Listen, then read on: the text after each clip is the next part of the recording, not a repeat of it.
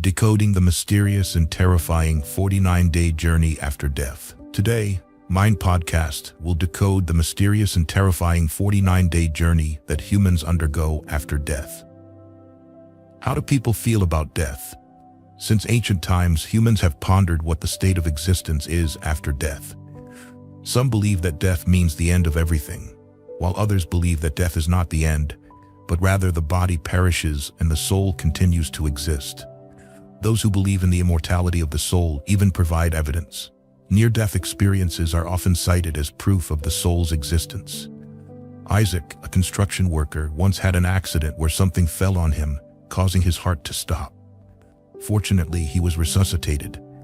According to Isaac, after he lost consciousness, he saw the entire scene of his emergency treatment from a third-person perspective, as if his soul had left his body. Not only that, but he also saw a very bright light, which was the most miraculous part. According to Dr. Raymond Moody, a researcher of near-death experiences, many near-death experiencers mention seeing a kind of hazy light while in that state. These people come from various professions, ages, and beliefs, with some having no belief at all, yet they all mention this mysterious light. I kept thinking about what this light could be. God? But there are near-death experiencers who fundamentally do not believe in God, so why did they see the light too? Recently, I discovered an ancient book over 1,200 years old, the Tibetan Book of the Dead, also known as the Bardo Thodol. Legend has it that this book was written by the great master Padmasambhava, who brought Buddhism from India to Tibet so that the living could learn the Dharma. However, few know that Padmasambhava also wrote a scripture. This book is not only for the living, but also serves as a guide for the deceased. It details the experiences of a person for 49 days after death. It turns out that death is not the end, and the contents of this book reveal the most realistic portrayal of the afterlife. Today, let's unveil the mystery of death together with Mind Podcast and explore what happens during the mysterious 49 days after death. According to the Tibetan Book of the Dead, when a person is near death, they still have consciousness. They can hear and even see everything happening around them. According to Buddhism, even if the heart stops, consciousness continues to exist and can persist for up to 49 days after cremation. All this is related to an ancient prophecy. In the sacred land of Tibet, important Buddhist relics and scriptures have been buried for hundreds or even thousands of years, waiting silently for the right moment. When the time is ripe, someone will sense the presence of these treasures and unearth them. This phenomenon is known as terma. During the Black Death, which killed at least 75 to 200 million people, a 15-year-old Tibetan named Kama Kumgar had a vision and discovered a significant scripture from 700 years ago in a mountain cave. This scripture included the Bardo Thodol. This discovery surprised and delighted many Tibetan monks, because the author of this scripture was none other than Padmasambhava, often referred to as the second Buddha. It is said that the Buddha predicted Padmasambhava's appearance more than 200 years after his own nirvana. Indeed, Padmasambhava appeared, born from a lotus flower, and was adopted by an Indian king. He could have lived a life of luxury, but like the Buddha, he renounced worldly pleasures and devoted himself to spreading the Dharma in Tibet. He also wrote the Bardo Thodol, introducing the world to the afterlife's true nature.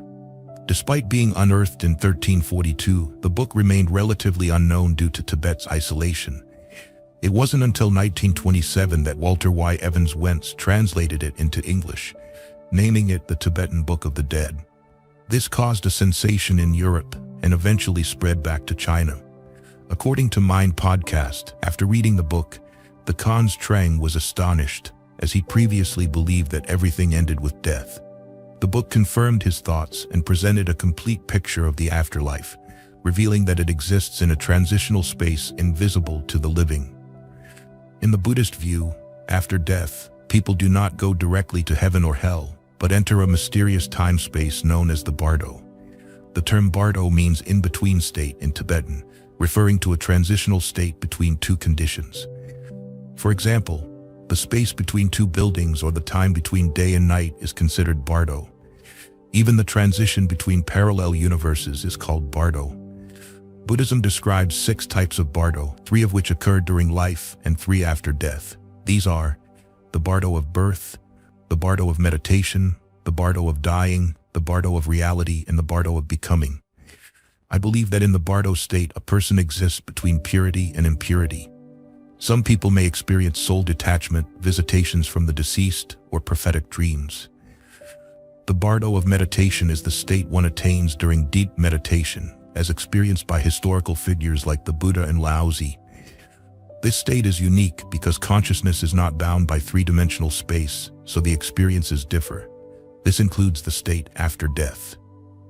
At this moment, when a person has just died, they remember their name, job, and loved ones, but forget they have died. Suddenly, a blinding light appears. Most people instinctively turn away from the light, which is a mistake. Immediately, fierce-looking monsters appear. After running from these creatures, they eventually find themselves back in the familiar world. However, their consciousness is still foggy, so they think the monsters were just a nightmare and continue their existence until they realize something is strange about their world 3.5 days later. For the past few days, they have been doing the same things as always, like going to a refrigerator to get food, but the food never reaches their mouth. They have spoken to others, but those people never responded. It is only after 3.5 days that they realize they have not truly interacted with anyone because they have died.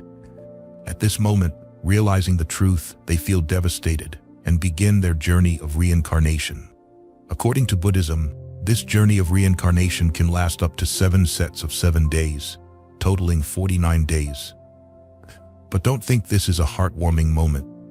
In reality, in the afterlife, the deceased must go through many events, and the outcome can be one of 3 possibilities: rebirth in the Pure Land, continuation in the cycle of samsara, or becoming a wandering ghost. Do you remember the mysterious light described by many near-death experiencers? According to Buddhism, the light seen when the heart stops is the original state of life, appearing right after death. At this moment, the deceased has 2 choices: enter the light or turn away from the dazzling light. If the person practiced during their life, they can recognize this light as the essence of life and enter it without hesitation, discovering the Buddha's figure within the intense light. They symbolize the source of life, and entering it leads straight to the Western Pure Land, thus escaping samsara and all earthly sufferings. However, as this light appears, most people do not know they have died, so they instinctively turn away. Soon after, they see another light which is dimmer and gentler than the previous one. Again, they have 2 choices: enter or not.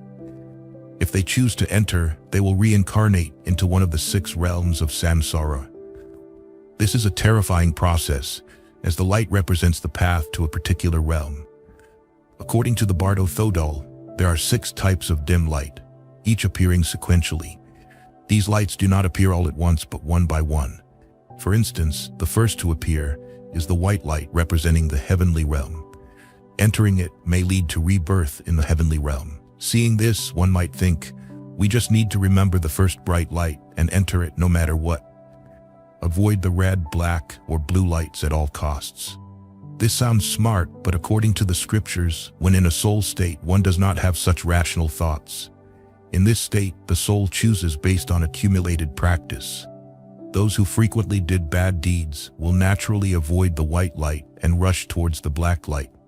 Hence, it's not possible to wait until the last minute to make the right choice. Returning to the first day, during this period, the connection between the deceased's consciousness and body has not completely severed, so they can still feel their body.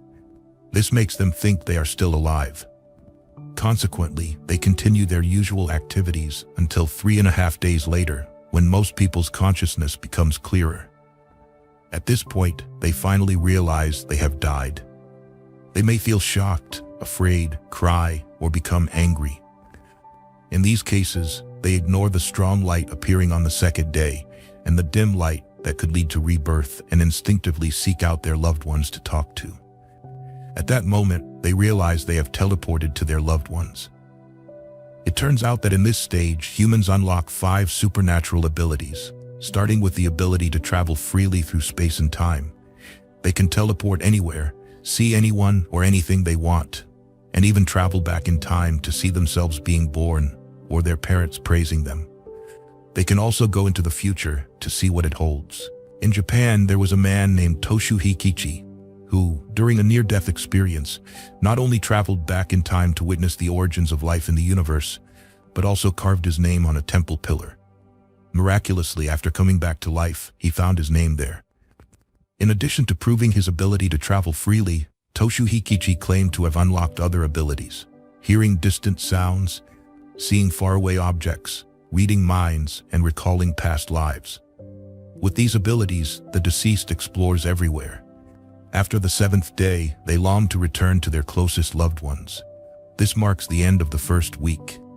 Different cultures have various first-week traditions. Some keep a light on all night and prepare the deceased's favorite foods. Some sprinkle rice on the ground, believing footprints mean the deceased visited. Others chant sutras to help the deceased transcend, and in Tibet, they recite the Bardo Thodol. The real purpose of the Bardo Thodol is not to describe the afterlife to the living, but to guide the deceased to the Western Pure Land. The book repeatedly advises the living not to cry, because the period from the 8th to the 14th day is crucial. If the deceased misses this chance, they may lose the opportunity to reach the Pure Land. According to the Bardo Thodol, from the 1st to the 7th day, the deceased sees images of the Buddha. Choosing to enter these lights leads to the Pure Land, but ignoring them results in seeing dim lights and facing another choice. If they enter, they fall into a corresponding realm of samsara. If not, they continue to the next day. By the 8th day, drawn by their karma, they miss 7 chances to reach the Pure Land. Now, instead of the compassionate Buddhas, they see terrifying blue-faced, fang-toothed monsters, such as the 3-headed 6-armed hawk Noga on the 8th day, adorned with human heads, which frighten them into fleeing. Each successive monster is more terrifying, like Vajra Hawk Noga on the 9th day and jewel-wielding Hawk Noga on the 10th day. However, if at any point they confront these monsters without fear, the monsters vanish instantly, revealing themselves to be illusions created by their inner demons. The Bardo Thodol even bluntly tells the deceased, "You need to know that you are dead. The body you see now is a magical, illusionary consciousness form with no blood or flesh. Hence, all threats cannot harm you, and you cannot die again." So what is there to fear? Understanding this helps one see through these illusions born from their inner demons, overcoming everything and reaching the Western Pure Land. If they continue to run during the 2nd week, their chance of becoming a Buddha becomes slim, and only the choice of samsara remains, including the path to hell. According to Buddhist scriptures, the bright light and monsters seen in the 1st and 2nd weeks are Buddhas, but from the 8th to the 14th day, the deceased's inner demons trick them into seeing Buddhas as monsters. Regardless of the light or monsters, recognizing them as illusions allows one to reach the Pure Land. Failing this, from the 15th day onwards, they see different scenes representing various realms of samsara. These should not be approached, as the wrong choice could lead to rebirth in the realms of hungry ghosts, hell, or animals, which are more painful than the human realm.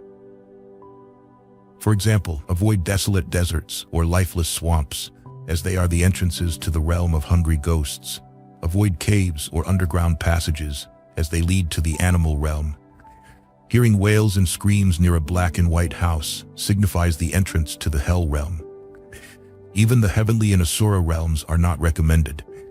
According to the Buddha, only becoming a Buddha frees one from the suffering of birth, aging, sickness, and death. Rebirth in the human realm is the fastest way to become a Buddha. Therefore, recognizing the human realm's scene is crucial. In Buddhist cosmology, the human world is divided into 4 continents: Northern Krudvipa, Eastern Pruvavitaha, Southern Jambudvipa, and Western Aparagodaniya. Our Earth is in Southern Jambudvipa. The Bardo Thodol describes that after the 15th day, if you see tall buildings, this signifies Southern Jambudvipa, where Earth exists. We should head there immediately. Despite Earth's many problems and karma, it provides the best opportunity for learning and growth. Therefore, we must strive to enter the scene representing Earth. If you see a swan, avoid it, as it represents Eastern Purvavidaya, a peaceful world not conducive to learning. Seeing horses indicates Western Aparagodania, a wealthy but potentially corrupting realm. Avoid any animal other than horses, as they signify Northern Karudvipa. Life there is happy but not conducive to learning. Only earth allows for hearing the Dharma. Therefore, entering Southern Jambudvipa is the best choice, bringing us closer to becoming a Buddha. In summary, the Bardo Thodol aims to encourage people to remain on earth. How did you find today's topic?